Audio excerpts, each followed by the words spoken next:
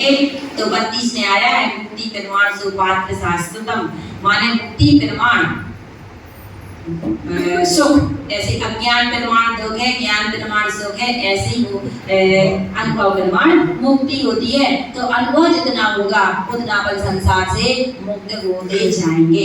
तो मुक्त होने के लिए और संसार से छूटने के लिए क्या करना, अपन को सतर्क और सावधान रहना है, ज्ञायक रहना है, ज्ञायक साक्षी रहना है। ज्ञायक साक्षी अपन कैसे रह सकते हैं? एक उदाहरण आता है, एक राजा की एक आंख नकली थी। राजा की एक आंख नकली आंख थी, कांच की आंख लगाई हुई था, लेकिन किसी को पता नहीं चलता था कि राजा की आंख नकली है। माने ऐसी दिखती थी दोनों आंखें जैसे एक सी हो और असली आंख हो।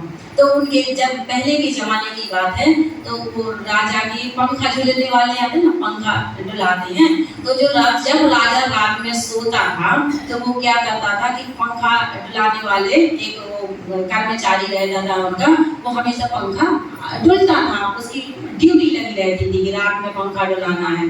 तो जो कर्मचारी दोनों थे, तो एक दूसरे को भी पंखा डुलाने का काम था, दोनों दोस्त थे। तो उन्होंने कहा, भैया हमारा राजा तो बढ़िया सो जाता है, तो हम तो पंखा डुलाना बंद कर देते हैं और आराम से हम भी नींद ले लेते हैं। तो जो राजा के लिए जो नकली आती, वो कहता है कि भाई हम तो नहीं सो पाते।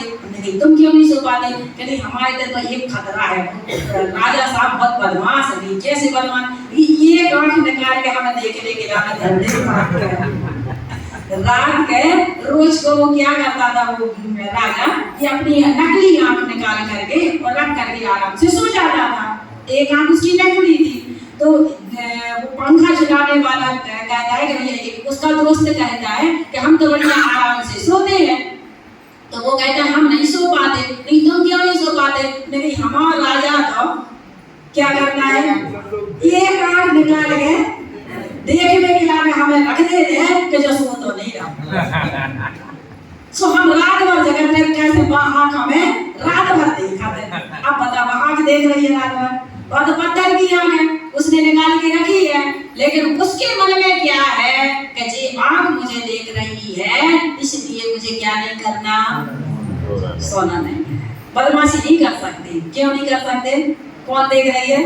राजा की आंख देख रही है। बस ऐसे ही अपन एक बार देख लेंगे, कार में मुझे देख रहा है, कार में जो कैमरा लगा है उसमें रिकॉर्डिंग चल रही है, वो मुझे कार में बंद हो रहा है, पति समय देख रहा है, तो अपन बेहोश नहीं होंगे, मूर्छित नहीं होंगे, गलत काम नहीं करेंगे। जिस समय में हमें बोध जग जाएगा कि कोई हमें देख रहा है। दुनिया में कोई देखे या ना देखे, सर्वज्ञ परमात्मा के केवल ज्ञान में तो सब कुछ झलकता है। और देवी कछु मतलब नहीं है, तुम कछु करो, लेकिन कर्म में तो मतलब है ना। कर्म बोलेगा वो तो राई और पाई का हिसाब लेता है। तो कर्म के बंधन से अगर हमें बचना है तो क्या करना, ज्ञायक रहना, साक्षी रहना, सजग रहना, सावधान रहना। हम सजग और सावधान रहेंगे तो हमारा कर्म के बंधन से हम बच जाएंगे। गुरुदेव ने इस सुंदर सवाल जी ग्रंथादि राज में हमें साधना का उत्कृष्ट मार्ग बताया है।